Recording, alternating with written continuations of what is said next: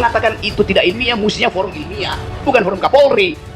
Jadi dari awal buku itu saya anjurkan bawa ke UI, diuji di situ, bawa ke UGM, bawa ke Solo, diuji di situ, supaya dinyatakan statusnya, referensinya kurang, datanya palsu, metodologinya kacau, tidak ilmiah. Tapi udah diputuskan oleh Pak Tito waktu itu, cek Ya, saya pernah menontonnya juga. Saya bikin hoax. Tito bilang itu tidak ilmiah, jangan diedarkan. Dari mana ada kesimpulan bahwa itu tidak ilmiah? Kalau begitu, bukunya Bung Karno, Penyambung Lidah Rakyat Indonesia juga tidak ilmiah, karena nggak pernah diuji di akademis. Isinya retorika tuh. Itu soalnya tuh. Jadi semua buku itu kalau dibilang tidak ilmiah itu hasil keputusan Senat Akademis. Supaya sadar bahwa Presiden sebagai kepala negara berbohong pada publik.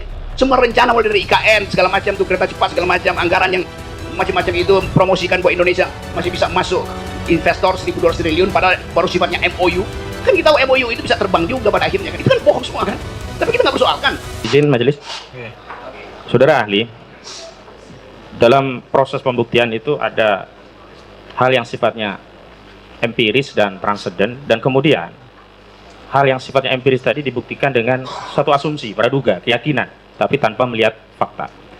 Saya ingin ahli menerangkan bagaimana semestinya kita untuk membuktikan kebenaran yang sebenarnya empiris, faktual, bisa diindra, bukan kebenaran yang sifatnya transenden yang kita tidak bisa mengindranya begitu. Nanti kami kaitkan dengan proses pembuktian.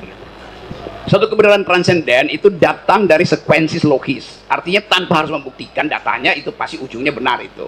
Prinsipnya dalam logika, many times we must reason without knowing whether our facts are true. But we do want our reasoning to be correct. Jadi kendati datanya nggak ada, kalau reasoning kita, nalar kita lurus, pasti kita ketemukan. Tapi itu penemuan itu diperoleh oleh reasoning, bukan oleh fakta itu. Jadi kalau kita kesulitan untuk membuktikan, pakai akal aja. Akal itu bisa dibantah oleh akal juga pada akhirnya. Tetapi dalam soal yang Anda tanyakan tadi, kalau dia pembuktian sebab akibat, kalau saya tahu akibat, saya bisa kendalikan sebelumnya supaya sebab itu tidak menimbulkan akibat kan. Jadi bisa terjadi percakapan sebelumnya untuk menghindari kausalitas itu berujung pada kriminalitas kan, begitu dasarnya. Jadi reasoning kita, kalau kita utuh mempercakapkan sesuatu, lama-lama barang yang tertutup itu dia popping up, dia membuka dirinya sendiri. Nah, tanpa asumsi itu nggak mungkin kita buka. Jadi percakapan, narasi yang ada di publik sekarang Ijazah palsu akan membawa kita pada tesis bahwa ya ada yang palsu sebetulnya. Tapi buat apa sih dibicarakan itu? Walaupun memang kalau nggak pernah dibuktikan, tuduhan itu akan berlanjut terus. Kan sayang asumsi itu ada terus kan, Pak Jokowi palsu itu. Nanti kalau Pak Jokowi satu waktu lengser, lalu orang bilang itu tukang palsu lewat depan kita, kan nggak enak sebagai bangsa kan. Mending selesaikan soal itu. Undang aja percakapan baru di luar sidang, kan masih ada waktu tuh. Iya. Baik, tolong terangkan karena begini, ada dua isu yang sebenarnya objeknya sama tapi tarikannya dianggap berbeda. Bagi warga negara menyampaikan pendapat, apapun pendapat itu, terlepas dalam pendapat itu ada yang benar, ada yang keliru, warga negara memandang ini sebagai hak konstitusional karena dijamin dalam pasal 28. Tapi ada semacam fenomena bahkan secara faktual, sejumlah aktivis, sebut saja Edi Mulyadi, Syahganda Nainggolan, Jungkur dan yang lainnya, narasi-narasi kebebasan berpendapat itu sekarang ditarik menjadi seolah suatu kejahatan. Misalkan dianggap sebagai kebencian, hoax atau penyebar kebohongan, bahkan dianggap ini menerbitkan keonaran. Saya ingin beri batasan yang konkret, apakah hal-hal seperti itu adalah hak konstitusional yang dijamin konstitusi, atau sebenarnya memang kejahatan? Kalau ini memang kejahatan, hukum saja semua orang berpendapat, begitu. Waktu kita pindah dari sistem kerajaan, pergi pada sistem republik, semua hal yang sifat privat itu kita hentikan kedudukannya. Raja tidak boleh lagi klaim bahwa dia punya tubuh privat. Begitu pindah republik, raja itu hanya punya tubuh publik, namanya presiden itu. Sekarang KUHP kita campur ulang itu tuh. Menghina presiden artinya menghina martabat Jokowi. Nggak ada di dalam teori filsafat hukum itu tubuh privat raja terpisah dengan tubuh privat presiden terpisah dengan tubuh privat publik. Jadi kalau dia orang publik, seluruh publik boleh menghina dia. Itu konsekuensinya. Lain kalau dia melekat di dalamnya tubuh privat. Menghina raja artinya menghina pribadi raja. Itu mungkin abad 7 udah hilang itu dalam percakapan. Bahkan kalau kita belajar teori filsafat hukum itu di abad-abad 13 itu kata konstitusi artinya hak membunuh raja. Jadi bayangkan pada waktu itu bukan sekedar menghina raja, membunuh raja. Karena tadi raja itu pindah ke wilayah publik, maka dia mesti nggak ada baju di dia, mesti dibuka semua bajunya tuh. Karena dia orang publik. The public man ini yang berhak untuk mempersoalkan dan netizen itu. Jadi jangan kalau netizen mengkritik itu dianggap sebagai itu pidana. Nggak ada pidana di bidang politik. Ini kan soal politik kan. Masa ada pidana politik? Politik itu berubah karena perubahan kekuasaan. Nanti ada balas dendam jadi. Jadi saya mau pastikan bahwa hak berpendapat itu dimaksimalkan dan dijamin maksimal di ruang publik. Nah, kalau seseorang di ruang publik dihina oleh publik, nggak boleh dikriminalkan. Dan itu kebebasan mutlaknya di situ tuh. Anda boleh caci maki seseorang itu, marah bahkan, Anda boleh tiba, mulut Anda itu tiba di depan hidungnya, nggak ada soal. Yang penting jari telunjuk Anda tidak tiba di ujung hidungnya. Begitu Anda sendu, itu artinya Anda menghina otoritas tubuh privati, maka Anda kena pidana. Ya, karena itu Presiden siapa kemarin itu Macron dilemparin telur busuk itu nggak Biasa saja. biasa aja. George Bush dilemparin sepatu nggak ada delik di situ tuh. Siapa lagi tuh? Donald Trump dihina habis-habisan nggak kena delik. Kan itu konsekuensi jadi orang publik. Kan orang publik nggak boleh tutup-tutup kan? Dia mesti betul-betul ini res publika, ini urusan publik. Jadi nggak boleh ada teori penghinaan terhadap pejabat publik, itu ngaco. Yang bisa terhina itu tubuh privat kita, dignity kita. Pejabat publik nggak punya dignity. Baik. Presiden punya anak. Kapan presiden punya anak? Yang punya anak Pak Jokowi. Jadi kalau menghina anaknya presiden nggak juga, itu nggak masuk akal juga. Jadi nggak mungkin ada yang disebut ini istri presiden, ini anak presiden. Di dalam basa-basi diplomasi iya ini first lady itu. Tetapi secara hukum nggak mungkin presiden punya anak. Karena itu nggak mungkin juga anak presiden punya ayah kan begitu. Baik. Ini saya melihat ada fenomena. Ya. Dulu kita mengenal Dasin Ansih, aktualisasi itulah yang menyebabkan eksistensi. Ketika ada sekelompok masyarakat ingin mengaktualisasikan ide pemikiran dan eksistensinya itu dalam bentuk kritik, dan kemudian kritik tadi dibaca sebagai kebohongan, dibaca sebagai kebencian, dibaca sebagai tendensi kepada sara, suku, agama, ras, dan antar golongan. Maksudnya saya ingin kaitkan, misalkan dalam konteks pasal 14 ayat 1 dan 2 itu kan orang kemudian dianggap melakukan kejahatan karena dianggap menyebarkan kabar bohong yang menerbitkan keonaran. Terlepas ini juga debatable keonaran. Saya mau tanya, apakah kemudian ruang nalar kita itu tidak bisa eksis hanya karena belenggu bahwa segala hal yang berkaitan dengan aktualisasi ide pemikiran tadi akan menjadi kebohongan, akan menjadi sara, dan juga akan menjadi kebencian, sehingga kena pasal yang dalam pengamatan saya ini menjadi pasal langganan ya, 14, 15, 28, dan 156. Silakan terangkan. Gini, banyak hal yang dalam waktu kemudian dievaluasi sebagai bukan kejahatan. Pada akhirnya begitu nanti itu. Jadi kita mesti antisipasi. Coba saya kasih ilustrasi ya. Yang paling klasik adalah membahas ide republik. Di dalam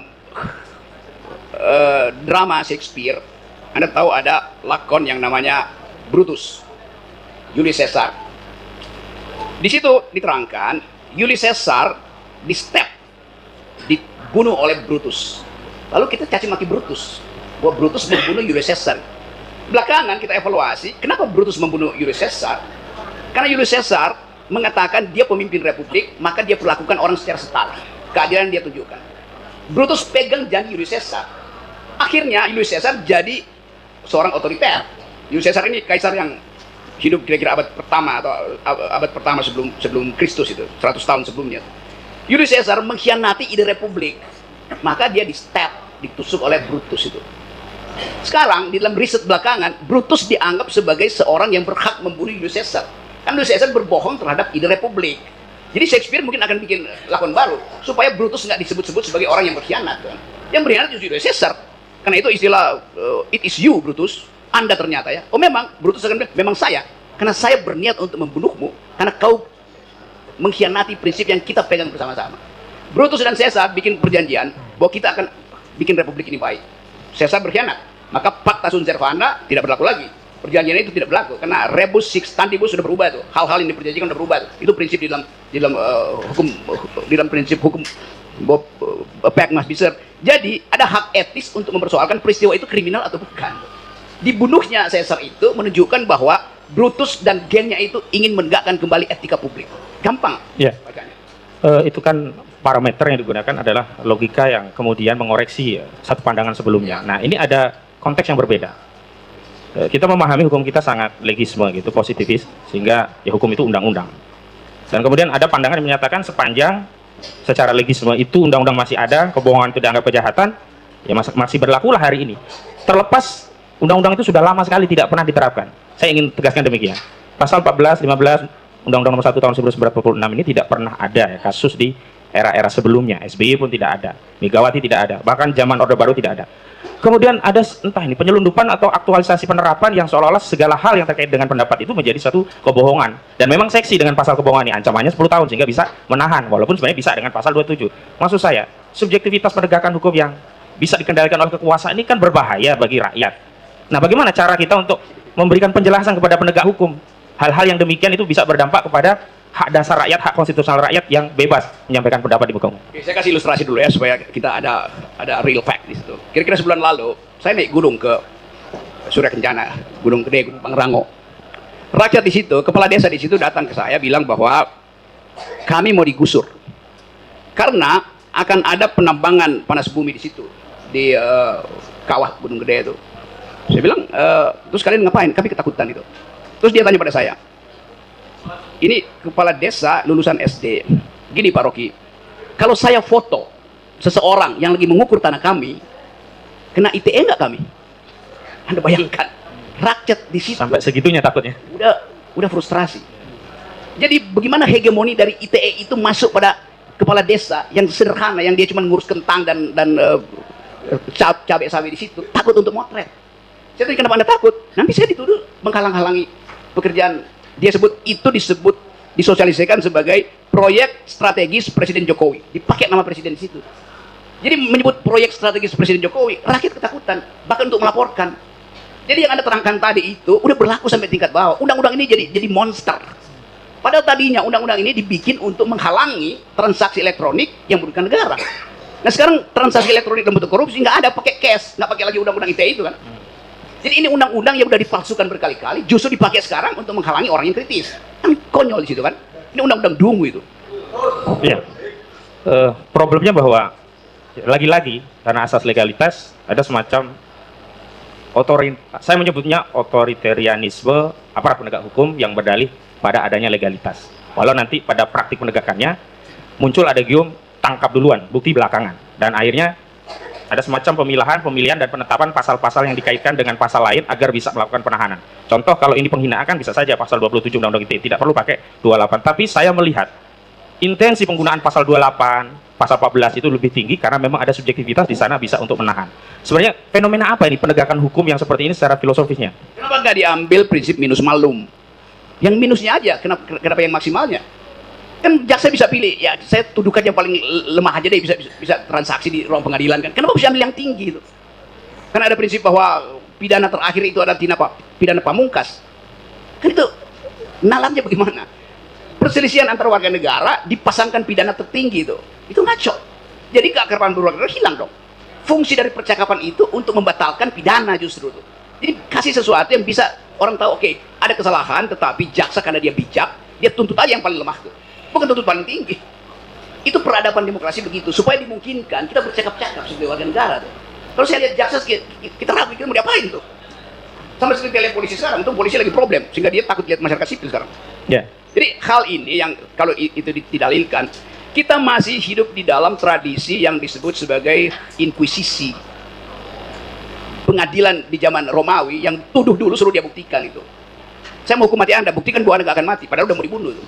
Kan tesis itu masih berlaku pada praktek kejaksaan kita itu. Sifat inkuisisi itu. Balas dendam, menghukum sekeras-kerasnya itu. Tubuh orang dianggap sebagai bagian yang harus dipamerkan di dalam ruang publik yang disebut the festival of torture. Abad 14 begitu, semua penjahat itu kalau dihukum kurang, dia mesti dipamerkan, digantung, dibakar tuh. Festival of torture, festival kekerasan. Ini negara Pancasila, bagaimana ada festival of torture? Ya, saya kutip fakta-fakta. Jadi ada semacam vonis publik dulu sudah diterima oleh terdakwa atau orang yang baru dalam tuduhan melakukan tindak pidana. Dan dalam proses persidangan bahkan tuduhan-tuduhan itu tidak dimunculkan dalam dakwaan. Saya kasih contoh kasus yang lain tapi nanti saya kaitkan juga dengan kasus ini. Misalkan dalam kasus terorisme Ustaz Farid Ahmad Uqbah. Itu ada tuduhan pendanaan terorisme, Undang-Undang Nomor 9 Tahun 2013 tentang penjagaan pendanaan terorisme. Dan itu difestivalisasikan ke seluruh publik melalui media. Dan itu dari penyidik yang menjadi sumber. Dalam dakwaan di persidangan tidak ada pasal itu. Dan ketika ada 3 dakwaan, hanya 1 dakwaan. Nah, saya kembali kepada soal hari ini. Ini juga demikian. Ada core yang berbeda. Kalau memang ini core-nya ITE, semestinya leg spesialis fokus ke ITE. Kalau ada perbedaan pasal, paling ke 27, ke 28. Tapi ini seolah-olah ada motif ingin menjerat terdakwa kalau nggak kena pasal ini, cari yang terberat. Ada pasal ITE, ada pasal hoax, ada bahkan penistaan agama. Bagaimana pandangan Anda terkait hal ini? Itu yang kalau saya simpulkan, ini yang disebut the very philosophy of retaliation, pembalasan dendam itu. Ngapain kita sebagai warga negara mendendam? Kalau antara pribadi mungkin ada dendam karena kultur. Ini urusan publik, apa ada dendam di situ? So, kalau kita terangkan, Pak Jokowi berbohong nggak pernah kita laporkan pengadilan, paling kita olok-olok. Kami pernah gugat di pengadilan kejaksaan pusat. Hanya untuk apa? Supaya sadar bahwa presiden sebagai kepala negara berbohong pada publik. Semua rencana mulai dari IKN segala macam tuh, kereta cepat segala macam, anggaran yang macam-macam itu promosikan bahwa Indonesia masih bisa masuk investor 1.200 triliun padahal baru sifatnya MOU. Kan kita tahu MOU itu bisa terbang juga pada akhirnya kan. Itu kan bohong semua kan. Tapi kita nggak persoalkan. Ya, ada dua konsep mohon untuk diterangkan agar kita tidak jatuh pada salah satu konsep yang kita hindari. Ada mahstat, ada rehstat. Dalam konteks rehstat tentunya aparat penegak hukum itu menjadi abdi negara, bukan abdi penguasa. Ketika jatuh negara itu menjadi mahstat, maka aparat penegak hukum bukan lagi menjadi abdi negara tapi menjadi abdi penguasa.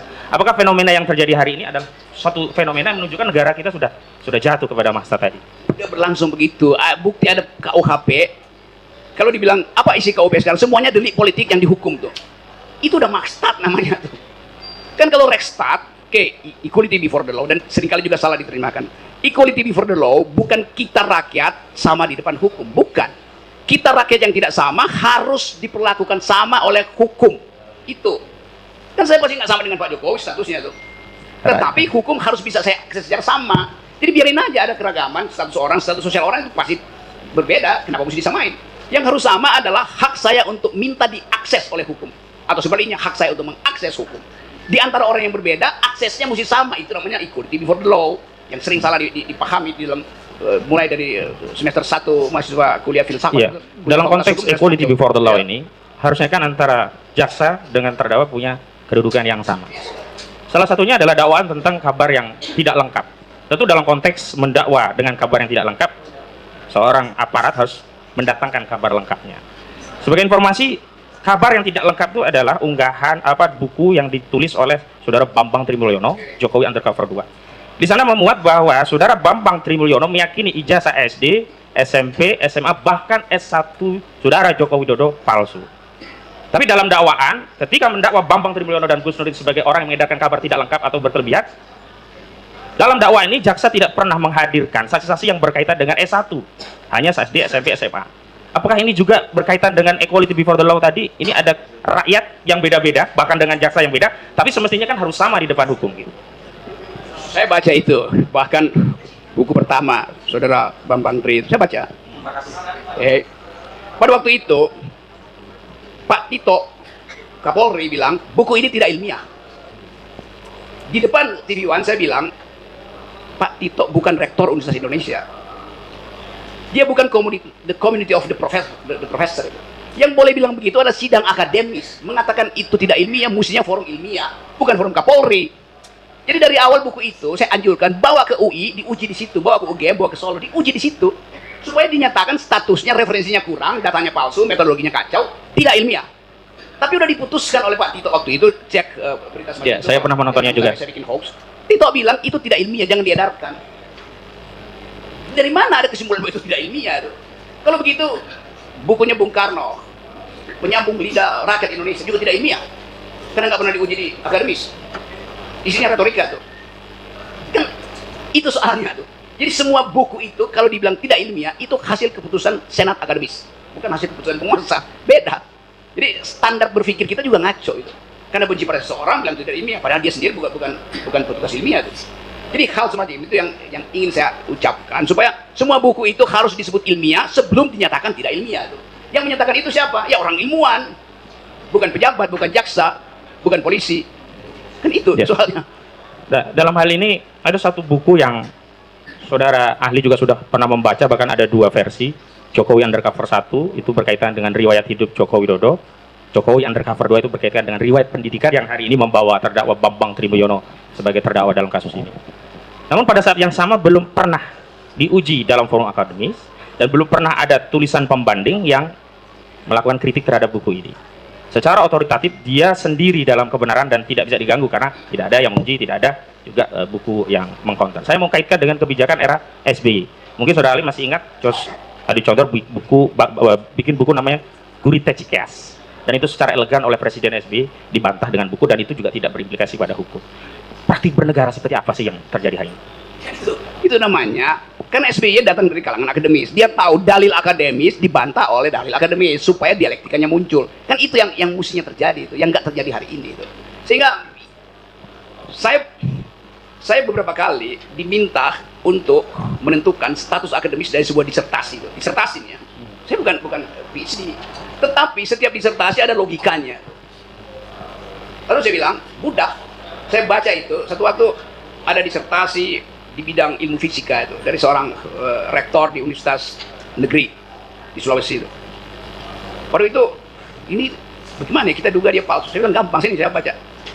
Saya baca logikanya itu. Saya bilang kok grammarnya keliru. Mestinya kalimat aktif, kenapa kalimat pasif gitu. Saya anggap bahwa ini dia nggak paham konteksnya. Saya bilang Google aja. Di Google terlihat bahwa itu kutipan dari sebuah tesis disertasi di Austin University Texas atau di mana itu. Yang dia copy paste, dia terjemahkan dengan grammar yang kacau. Karena bahasa Inggrisnya buruk. Maka ketahuan bahwa ini salah. Terbongkar akhirnya. Dia dinyatakan sebagai ini palsu. Tetapi karena dia profesor, dikelilingi oleh staf yang juga ingin naik jabatan, dilindungilah dia tuh. Padahal otaknya udah buruk. Mentalnya udah kacau, kenapa dilindungi? Itu soalnya kan. Dulu orang protes, Saudara Rocky Gerung bukan dokter kok bisa disertasi. Lo disertasi itu ada metodologinya, saya ngajar metodologi. Nggak perlu jadi dokter untuk paham logika itu. Baik. Kan, soal semacam, jadi balik kepada soal tadi, ya sebaiknya itu sebagai status akademis, dibahas, dipertahankan, diejek, dipuji, di forum akademis. Bukan di pengadilan. Satu lagi, kebenaran secara logika itu kan satu pernyataan harusnya logis, dan diantara saya mau sampaikan proposisi, mungkin tidak. Ini ada orang agama tertentu, saya sebut Islam. Dia mengamalkan ibadah tertentu, dalam hal ini mubahalah. Dia meyakini mubahalah, ajaran Islam. Dia mempraktikkan mubahalah. Lalu logis tidak, kemudian dia dituduh menistakan agama yang dia yakini itu. Dalam konteks kasus Bambang Trimulyono ini ada salah satu pasal demikian. Coba saya hati-hati dulu ya, karena ini soal agama nih. Saya terangkan dulu sejarah. Sebulan lalu, seorang profesor sejarah, namanya Paul Johnson, orang Inggris, ini profesor, dianggap profesor yang paling hebat lah di dunia, dia meninggal dunia tuh. Salah satu kajian yang dia buat adalah, selama periode modern, satu hal yang nggak bisa dibatalkan adalah proposisi-proposisi agama. Nggak bisa dibatalkan. Ilmu pengetahuan berubah, dari Newton pindah ke Einstein, Einstein dikritik oleh Stephen Hawking, teori filsafat berubah, peredaannya berubah. Agama nggak bisa berubah itu. Karena ada yang disebut sifat esoterik dari agama, bagian batin yang hanya bisa diakses oleh keyakinan. Ini profesor sejarah, waktu ditanya, Anda percaya Tuhan nggak? Saya nggak bisa jelasin dengan logika, tapi saya percaya. Nah itu nggak mungkin diadili, karena Anda nggak bisa adili seorang berbohong dalam doanya tuh. Jadi kalau dia katakan bahwa kesungguhan hati dia ingin membuktikan itu di dalam doa, dalam sumpah itu, dia nggak usah dibuktikan. Karena itu bagian yang paling intim, bagian core de la core, creme de la creme, the core self dari homo religiositas adalah itu. Kalau meminjam istilah Pak Andul, core of the core begitu ya? Ya, core of the core, itu terjemahan dari bahasa Perancis, creme de la creme. Ya. Baik, terima kasih Ali. Selanjutnya saya berikan kesempatan ke rekan saya. Terima kasih, Yang Mulia, izin ke rekan sebelah kanan. Oke, silakan dilanjutkan. Terima kasih Yang Mulia. Saya lanjutkan, saksi ahli, dalam persidangan yang sudah dilewati yang panjang. Monggo untuk minum dulu.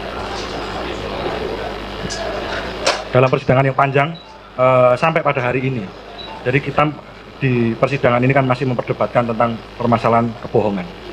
Dari bohong, beberapa ahli kemarin menyatakan bahwa bohong itu harus dibuktikan dengan kebenarannya. Jadi kalau menurut ahli, bagaimana dengan filsafat dari pembuktian kebohongan ini?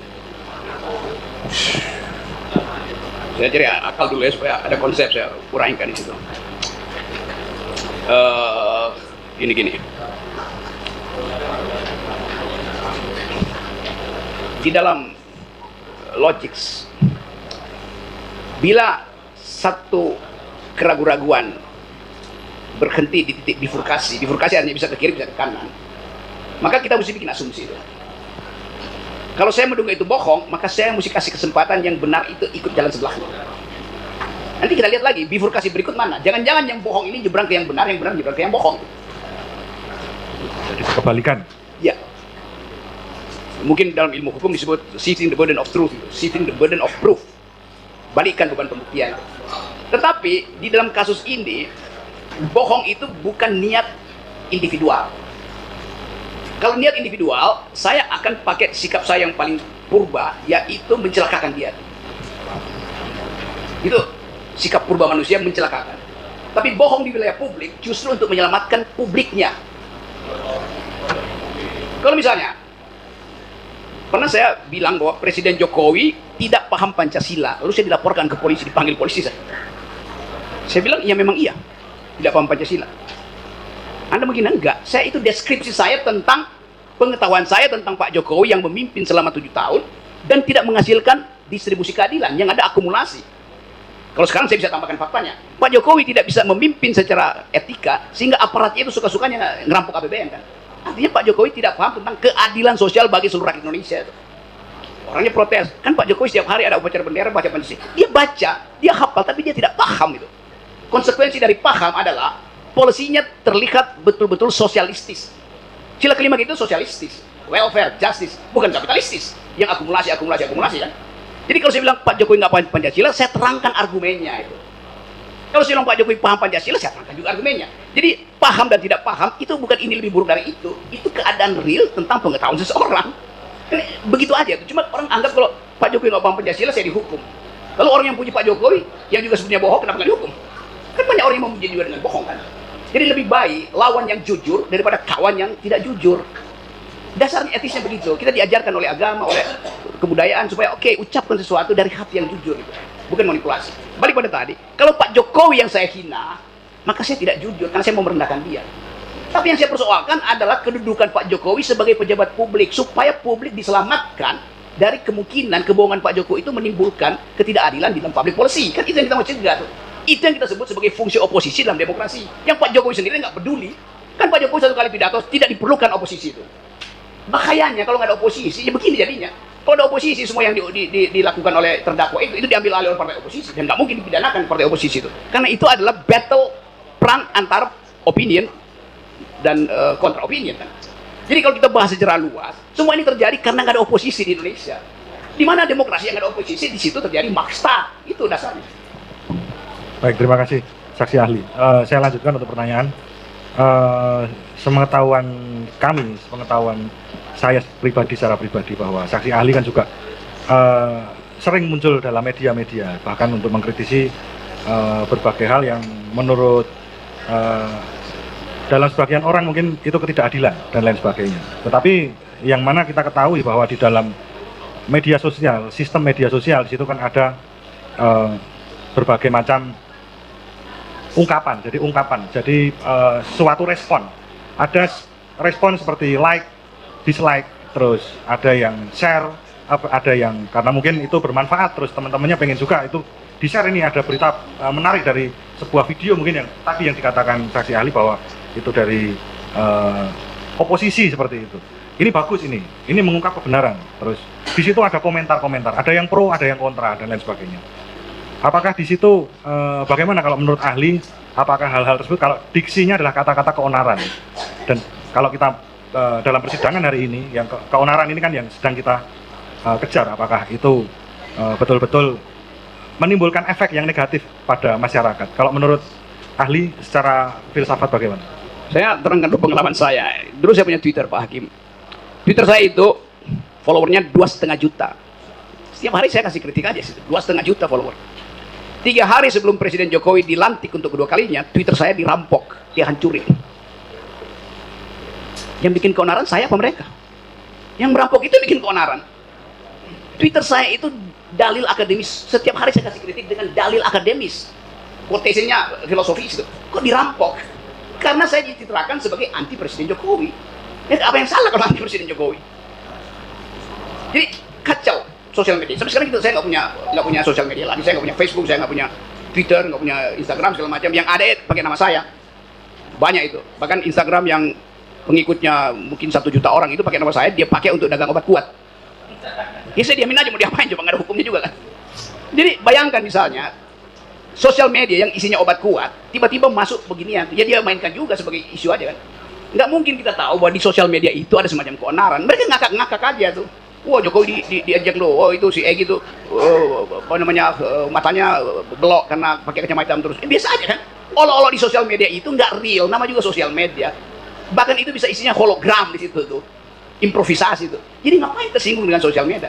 Konsekuensi dari sosial media adalah kita mesti tahan mental, psikologi dan nalar itu aja. Balas aja di situ kan. Ngapain bawa sosial media ke ranah hukum tuh? Kecuali sosial media itu memang dipakai untuk beli preparat untuk riset tentang kemungkinan racun dimasukkan ke macam-macam. Kalau itu dipakai buat kejahatan, orang golol di sosial media itu bukan kejahatan, itu kegembiraan. karena nggak ada kepastian pemilu, mending main-main aja di sosial media. Iya. Juga itu termasuk saksi ahli. Jadi seperti tadi yang disampaikan bahwa yang pengen kita dengar di sini dari saksi ahli adalah contoh dalam apakah contoh-contohnya seperti keonaran seperti yang tadi kan disampaikan bahwa komentar dan lain sebagainya itu adalah kegembiraan, luapan ekspresi kan seperti itu. Tapi kalau seandainya kalau kita bukan kita balik ya, tapi kan ini kenyataan. Kalau seandainya ada permasalahan yang mengungkap mungkin yang saat ini terjadi bahwa siapa yang memunculkan keonaran? Apakah dalam kasus ini apakah Pak Bambang Tri sebagai pembuat buku atau beliau yang dituduhkan ijazahnya palsu? Saya belum pernah dengar reaksi Pak Jokowi yang bisa kita sebut Pak Jokowi membuat ini jadi onar itu. Beliau kan biasa aja tuh. Tetapi secara batinnya saya bisa baca Pak Jokowi terpapar oleh tekanan publik. Karena itu gimmicknya kelihatan, ngumpulin rekan-rekan sesama alumni segala macam. Kan itu semacam kecemasan individual orang itu titik di mana batas antara kemarahan dan berupaya untuk menenangkan diri ada di situ, age-nya ada di situ. Total anxiety kalau bahasa psikologinya itu. Nah, kecemasan itu justru diulas oleh netizen. Cie ngumpulin alumni ya, jarang-jarang loh Pak Jokowi. Itu kemudian backfire-nya itu, efek backfire-nya itu dimakan lagi oleh talk show, diundang lagi talk show itu. Dibahas lagi di situ tuh, disebutin lagi namanya Bambang Tri, disebut lagi namanya Gus Dur, makin rame kan. Jadi hal yang sebetulnya simpel sebagai permainan hermeneutics, usaha untuk saling menafsir aja. Itu bukan keonaran. Talk show masa keonaran dihasilkan lewat talk show? Kalau begitu karena dia yang mesti ditangkap gitu kan. Jadi itu sebetulnya kegembiraan yang diakibatkan oleh kecemasan sosial yang luar biasa. Yang mungkin Anda bisa panggil sarjana psikologi untuk terangin bagaimana memindahkan antara kecemasan individual sebagai Pak Jokowi, dia berubah menjadi kecemasan sosial karena ditonton oleh yang sosial, lalu berubah menjadi delik. Sekarang itu kan absurd kan? Ya, pertanyaan saya yang terakhir tentang yang tadi sudah disampaikan dari saksi ahli bahwa equality before the law. Jadi yang saya maksudkan di sini adalah keadilan. Bagaimana keadilan dari sudut pandang filsafat? Yang tadi disampaikan bahwa dari sejarah dan lain sebagainya bahwa dalam filsafat pun juga membahas keadilan. Dan yang terjadi di ruang persidangan kali ini adalah ada sebuah peristiwa yang mana di situ adalah menurut penelitian seorang Bambang Tri secara pribadi itu menunjukkan buku yang hasilnya seperti itu, dan kemudian diundang oleh Gus Nur sebagai seorang YouTuber di situ, seorang ulama, seorang penyebar ajaran agama Islam. Di situ beliau melakukan mubahalah dalam isi buku tersebut, apakah betul atau tidak. Nah, yang saya tanyakan adalah keadilan ini adalah menyinggung tentang kedua orang dan tentang bermasyarakat dalam suatu negara. Apakah adil apabila kedua terdakwa ini nantinya akan dijatuhi hukuman yang berat seperti itu? Ya, saya terangkan metodologi berpikirnya ya. Kalau kita main judi ya. Kalau saya main judi, tail or head, apa namanya tail or head itu Pak? Iya, kepala burung atau iya maksudnya kan. Biasanya kita bilang apa tuh? Iya, kalau kita lempar yang jatuh kepala burung atau ekor burung gitu gampangnya ya. Peluangnya 50-50 selalu secara statistik kan, kalau dia sempurna itu komputasinya tuh. Tetapi kalau saya main judi dan 3 kali dilempar yang jatuhnya adalah head, maka saya berasumsi yang keempat adalah head juga tuh. Itu asumsi si penjudi. Maka saya stake, semuanya saya pasang di situ. Tiba-tiba blank, yang jatuh adalah ekor. Saya ulangi lagi. Karena di dalam berjudi ada prinsip background belief, keyakinan latar belakang. Jadi keyakinan ini tidak rasional, tapi karena saya berkali-kali untung maka saya lakukan itu terus-menerus. Demikian juga dalam kasus 2 terdakwa ini. Udah ada background belief di kepala jaksa bahwa 2 ini adalah bajingan, 2 ini adalah kadrun. Jadi background beliefnya udah ada di situ, sehingga terjadilah semacam penyiksaan ide. Walaupun ada ide lain tapi mereka itu lakukan itu karena dia kadrun, karena dia oposisi. Itu buruknya. Padahal sebetulnya tadi kita bicara, biarin aja dia sebagai kadrun, sebagai oposisi, ucapkan versi dia tentang Jokowi, supaya versi Jokowi nggak dimonopoli oleh cebong kan, boleh aja kan. Jadi duel argumen itu diperlukan sebetulnya tuh. Nah, kasus-kasus macam ini saya tahu bahwa di era coba kalau kasus ini kita bicarakan misalnya sebut aja 2 bulan sebelum atau 20 hari sebelum pemilu, ketika endorsement power Pak Jokowi udah habis itu, ini nggak bakal disidang. Kan pada waktu itu seolah-olah ada asumsi bahwa endorsement power Pak Jokowi masih kuat. Berapa persen waktu itu? 60-70. Sekarang tinggal 14%. Nggak ada gunanya itu. Satu waktu berbalik, orang persoalkan lagi, buka lagi itu. Jadi itu yang saya maksud. Ada semacam kesepakatan intelektual, kesepakatan Pancasilais, supaya ini diselesaikan tanpa harus ada hukuman. Gampang aja kan? Jadi bagaimana caranya? Ya biarin aja.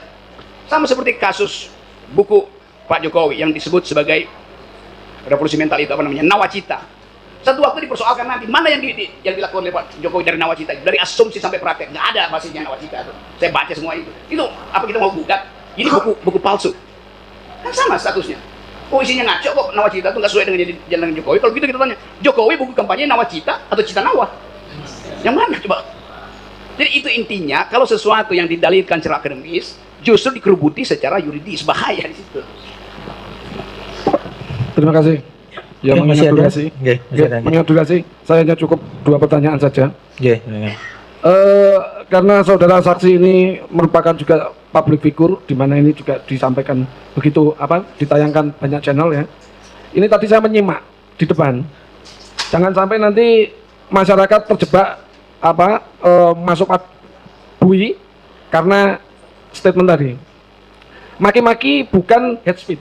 Ya, saya ingin satu contoh konkretnya. Apakah misalkan saya mengatakan pada seseorang, kamu bajingan, kamu lonte, kamu penipu. Apakah itu yang dimaksud ataukah dalam bentuk lain? Satu itu sekaligus saja ya. Tadi disampaikan juga di sini terjadinya seperti ini karena ada sebuah dendam. Ya. Yang ingin saya pertanyakan, ini yang dendam siapa? Dendamnya kepada siapa? Sudah cukup. Terima kasih. Itu soal bangsat, anjing, lonte, segala macam itu di era saya itu biasa betul. Anjing, bagi rokok lu tuh hal biasa. Di dalam era saya itu tuh sangat merdeka kita saling ledek begituan tuh. Udah berapa tahun lu jadi monyet? Biasa aja dia akan jawab. Itu sejak lu jadi anjing. Jadi ada komunitas pengguna bahasa di mana bahasa itu justru memerdekakan pikiran itu. Itu namanya tuh. Karena manusia adalah language using animal. Pengguna bahasa di dalam satu komunitas tuh. Artinya ini hanya bisa dipakai dalam satu komunitas. Ya memang. Jadi kalau saya ini kan baru berjumpa dengan Bang Rocky, saya sangat senang sekali ya. Terus tiba-tiba saya, Bang Rocky menurut lo itu lonte, kalau ngomong saya enaknya gitu, itu bagaimana? Ya kan ada soal karena saya anggap Anda datang dari era saya tuh, walaupun saya nggak kenal. Saya harus bilang ini anak tahun 80-an nih. Gampang aja. Oke. Nggak akan tersinggung saya. Kalau anaknya yang lebih muda bilang begitu, Cukup ya, cukup. Yang dilanjut tadi, yang dendam itu tadi, dendam siapa yang dendam, kepada siapa dendam? Bisa dijawab ya, Tadi kan disampaikan. Ya pasti dendam. Bukan, justru ini timbul karena sebuah dendam. Itu yang saya terangkan tadi, ada background belief, ada semacam underlying assumption di kepala jaksa bahwa dua bajingan ini itu adalah hidupnya menghina Jokowi terus menerus. Itu underlying assumption yang biasa aja, boleh aja orang kan sebagai presiden kan dia mesti tahu bahwa penghinanya juga banyak itu. Berarti di sini dimaksudkan yang dendam adalah presiden. Presiden nggak dendam, jaksa yang dendam. Baik, cek. Cukup, saya rasa cukup nggih. Nggih. Baik, saya hakim. Nggih, pertanyaan Karena jaksa bukan orangnya ya, tapi sistem penuntutan kita itu penuh dendam, Iya. sistem penuntutan itu. sebelum dilanjutkan tolong penonton tertib bisa duduk nggak ya supaya yang belakang bisa melihat sama-sama melihat, jangan berdiri gitu ya, nggak tertib ya sidang. Karena saya punya kewajiban untuk tata tertib persidangannya harus ditegakkan di persidangan ini. Bisa jadi ini bukan tontonan ya, ini sidang. Jadi coba seperti di sidang Sambu dan sebagainya, penonton kan tertib duduk rapi gitu ya, tidak anu ya. Silakan dilanjutkan. Ini karena ahli memberikan pendapat, jadi Anda tidak usah memberikan pendapat tapi pertanyaan. Iya, saya bertanya. Baik. Saudara ahli Bang Rocky Gerung. Alhamdulillah akhirnya saya bisa bertatap muka langsung. Bang Rocky, kalau boleh saya tahu tiket pesawat pulangnya jam berapa? Saya biar bisa minit waktu. Jam berapa, Mas? Ya jam 4 saya mesti balik ke Jakarta. Berarti jam 3, setengah 3 sudah harus meninggalkan pengadilan ya. Baik. Saya bertanya, sebelum saya bertanya saya ingin menyampaikan statement dulu. Saya tidak marah dan tidak dendam kepada jaksa.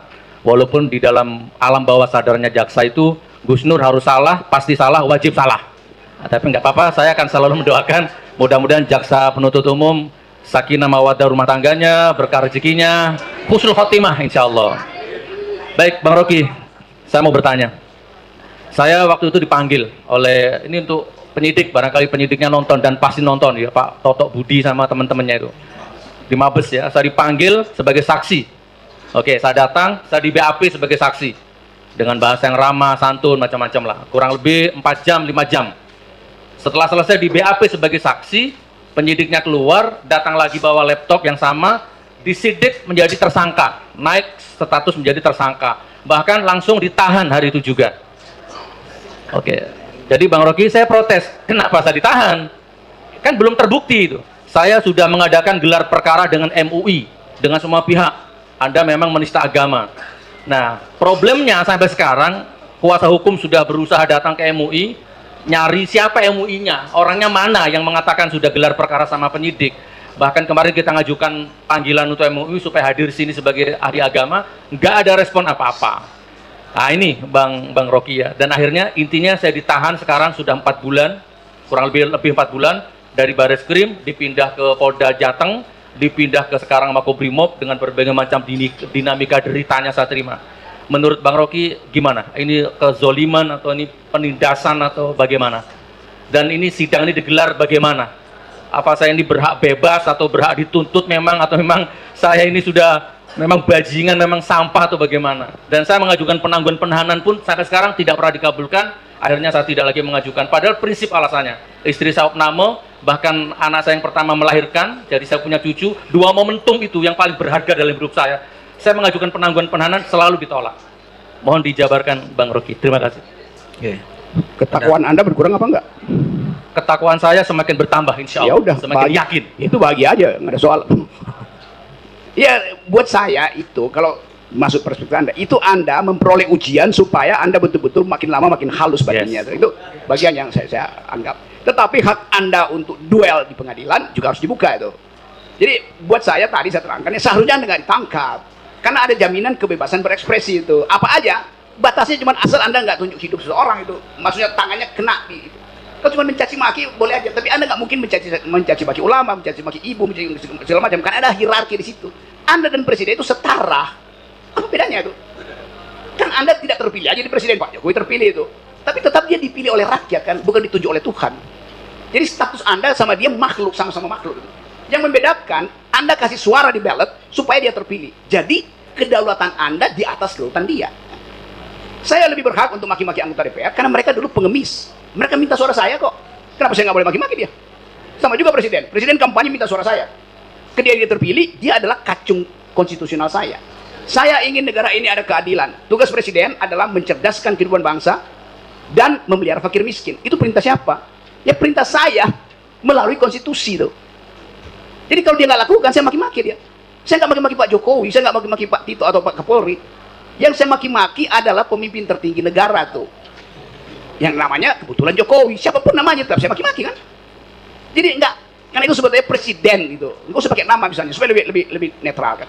Jadi kebijakan dia itu berbahaya bagi negeri. Maka saya kritik, dianggap saya maki-maki itu. Lain dong. Kan saya kasih metodologi. Presiden bilang misalnya, saya bilang, Presiden Jokowi ini logikanya nih cacat, nggak bisa mikir. Dia bilang begini, 2 minggu lalu. Saya setiap kali terganggu dengan kemacetan. Begitu banyak motor, begitu banyak mobil. Hebat. Oleh karena itu, saya izinkan subsidi pada pembeli mobil listrik itu dinaikkan. Oleh karena itu, motor kita subsidi. Supaya lebih banyak orang beli motor. Supaya lebih banyak kemacetan. Apa nggak ngaco logikanya? Cacat logis. Dia mau supaya nggak ada kemacetan, tapi dia sponsori orang untuk beli mobil murah. Kenapa nggak cacat? Siapa mau bantah logika itu? Memang. Apakah Jokowi yang nggak bisa mikir? Sebagai presiden, kebijakannya itu dungu, bukan dia yang dungu. Kebijakannya dungu. Memang dungu. Baik Bang. Jadi yang saya tanyakan tadi Bang, secara filsafat hukum, ini benar atau salah? Saya ditangkap ini Bang, gitu loh. Saya terangkan dari awal, Anda berdua adalah warga negara. Kedaulatan warga negara itu di atas kedaulatan presiden. Kenapa? Presiden itu hanya berdaulat selama 5 tahun, Anda berdaulat seumur hidup. Baik, terima kasih Bang. Saya rasa cukup. Cukup ya. Ya. Dari Bapak Tri pertanyaan ya? Ya, Ada Pak Hakim. pertanyaan? Walaupun Silakan. Iya. Selamat siang, Bung Rocky. Saya merasakan katarsis yang luar biasa bisa berjumpa dengan Anda yang telah bicara soal saya sejak 7 tahun yang lalu di ILC. Pertama kali Anda tampil di ILC itu membela saya. Bukan Bambang Tri yang bikin hoax, tapi Jokowi yang bikin hoax. Karena hoax itu informasi yang nilainya 0 atau di bawah 0. Itu mohon Anda terangkan lagi dalam forum ini. Saya pengen lebih dipertajam. Ya, waktu itu, 7 tahun lalu, waktu kasus itu masuk, saya bilang bahwa status dari tulisan itu adalah gugatan terhadap seseorang yang jabatannya paling tinggi di Indonesia tuh. Jadi, ya semakin tinggi jabatannya, semakin gugatan itu makin kenceng. Dasarnya itu aja.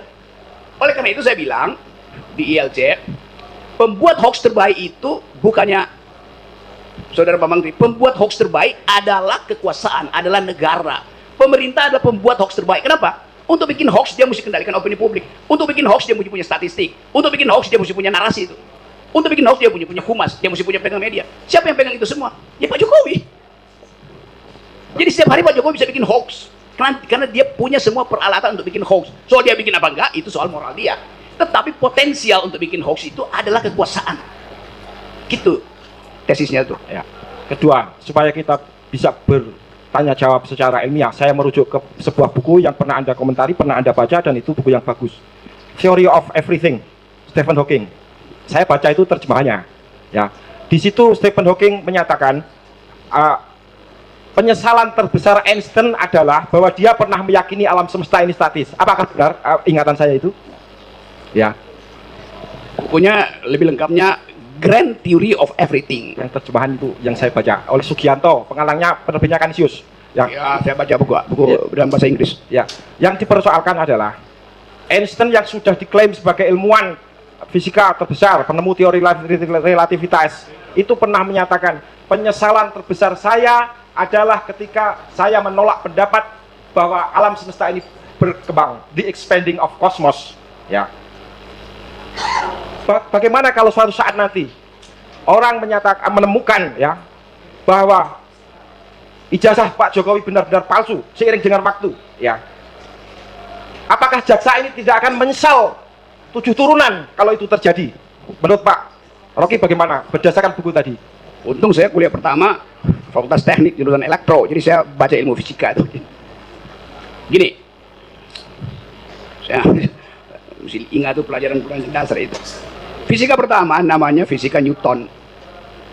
Dia hanya berlaku di tingkat di mana gravitasi itu bisa diukur di bumi. Untuk hal-hal di atas kemampuan Newton di bumi berlaku prinsip relativity itu. Tetapi orang sering salah menerangkan antara relativity dan relativism. Einstein nggak pakai istilah relativism, relativity. Tetapi teori itu sebetulnya, ini kalau ada teman-teman yang ahli fisika coba koreksi, saya belajarnya 20 tahun lalu di ilmu fisika. Yang pertama mengungkapkan relativity itu adalah Laplace.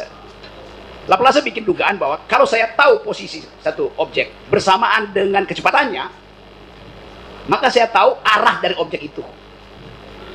Laplace. Itu kemudian dikritik oleh Heisenberg. Heisenberg bilang, kalau Anda tahu kecepatannya, tidak mungkin Anda tahu posisinya. Demikian sebaliknya. Kalau Anda tahu posisinya, tidak mungkin Anda tahu kecepatannya. Semua itu kemudian diucapkan kembali dalam formula dari Einstein. Karena semuanya bisa berubah, karena fungsi dari massa itu adalah mc square. Sehingga perubahan-perubahan yang diukur itu bisa berubah juga di tempat yang lain. Nah, sekarang ada teori lain, ada parallel universe, macam-macam string teori itu. Tetapi prinsipnya, ilmu fisika pun berubah paradigmanya tuh.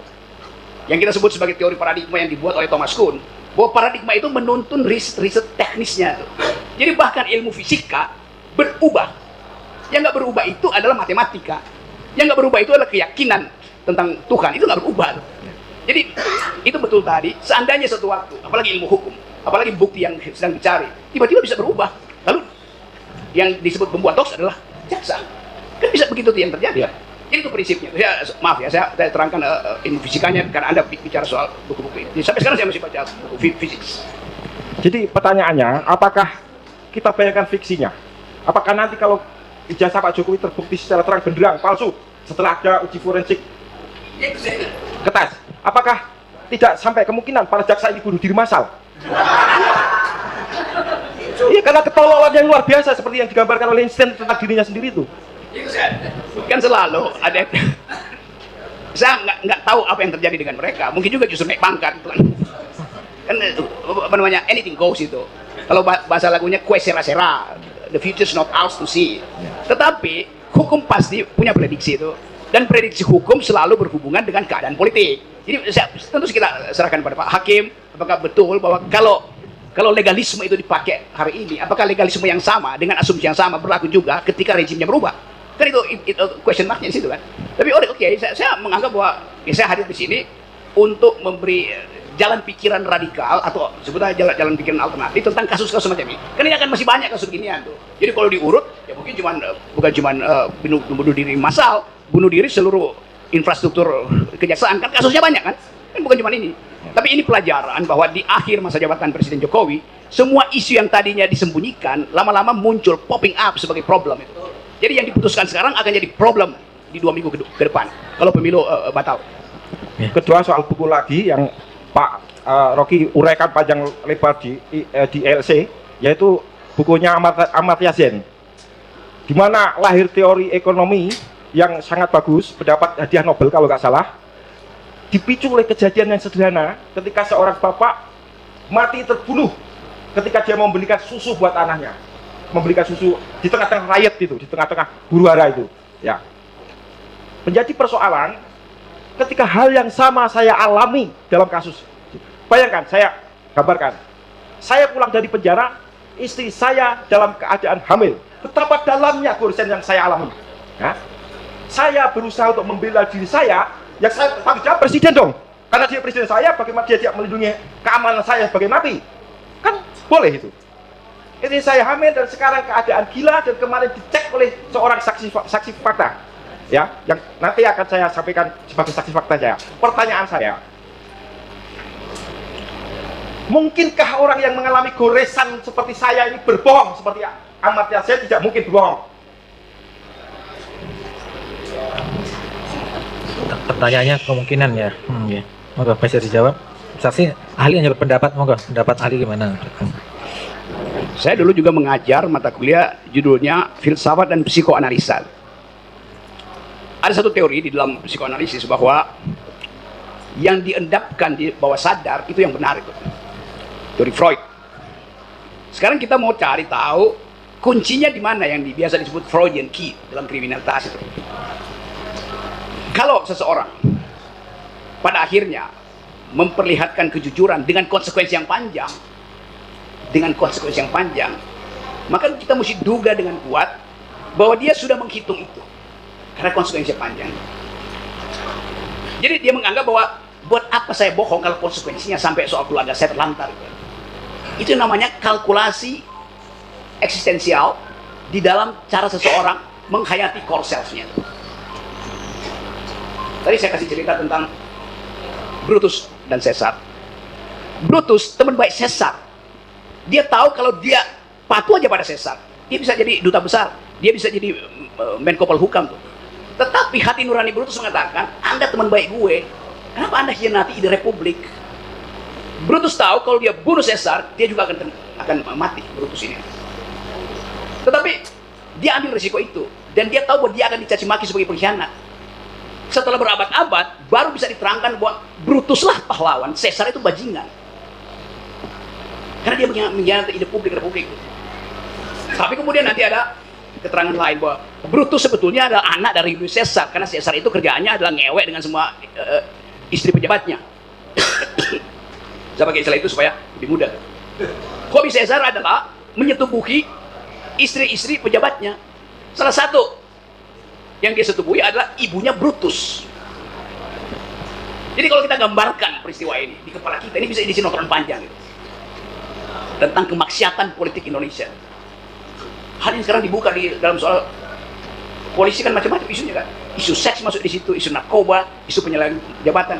Jadi dalam satu peristiwa kecil ada semua variabel tentang kebiadaban itu bisa masuk di situ. Itu yang dialami oleh saudara Bambang Tri, sehingga dia ekspresinya itu betul-betul eksistensial. Cara dia menatap saya, gemetar dia ngomong. Jadi saya hanya bisa membantu mendudukkan soal ini dari semua perspektif pengetahuan yang pernah saya pelajari dan saya pertanggungjawabkan. Assalamualaikum warahmatullahi wabarakatuh. Waalaikumsalam. Saya cukup nih. Satu lagi belum. Iya? Satu lagi. Ya. To the point aja, to the point. Ya, to the point. To the point Ya. aja. Ya. Dan itu kan pernyataan saya di depan publik itu apakah itu betul-betul saya alami atau saya bohong tentang istri saya, kan gampang pengujiannya. Tes DNA anak itu. Kalau bukan anak saya berarti saya tidak bohong. Saat ya artinya saya tidak bohong bahwa dia mengalami suatu udah paksa kekuatan yang luar biasa yang tidak bisa saya atasi. Ya. Sama dengan masalah ijazah kok. Betapa gampangnya itu dilakukan tes forensik dengan karbon ya, usia kertas ini sama atau enggak dengan ijazah yang benar. Lah saya sudah sampel yang asli sudah, sehingga saya siap menghadirkan di pengadilan. Kalau Jokowi punya, bandingkan aja. Kan sama simpel persoalannya.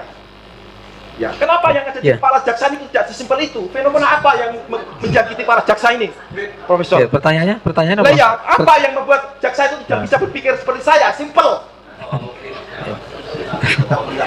Iya.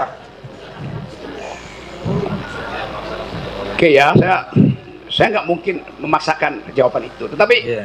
dari koneksi subjektivitas saya bisa nangkep satu gejala yang juga dalam psikoanalisis disebut delirium. Delirium itu artinya seseorang yang nggak bisa lagi mengucapkan karena semua peralatan dia untuk mengucapkan telah dimanipulasi oleh kekuasaan. Jadi dia gugup dan gagap. Saya cuma mau tanya pada jaksa, apakah Anda mengalami gejala delirium itu? Sehingga gugup dan gagap berhadapan dengan kekuasaan? Big question mark, silakan jawab. Kan tugas dari jaksa adalah memeriksa perkara tuh, dengan basis tuduhan itu. Tetapi kalau perkara itu dimasukkan dengan basis tuduhan dan di belakangnya ada bayang-bayang kekuasaan, jaksa bisa mengalami delirium, gugup dan gagap. Fasilitas itu yang bisa diuji di pengadilan. Argumentasi jaksa mungkin masuk akal, tetapi kemasuk akalan itu bukan karena legal reasoning, melainkan karena imperatif kekuasaan itu dibuat masuk akal. Itu soalnya. Terima kasih. Saya rasa cukup nih, tadi Ya, katanya terima sudah kasih. terakhir nggih. Ya. Saya rasa cukup ya. Ya, selanjutnya mungkin ada dari anggota majelis. Ya, terima kasih cukup ya. Saya rasa cukup. Nggih. Dari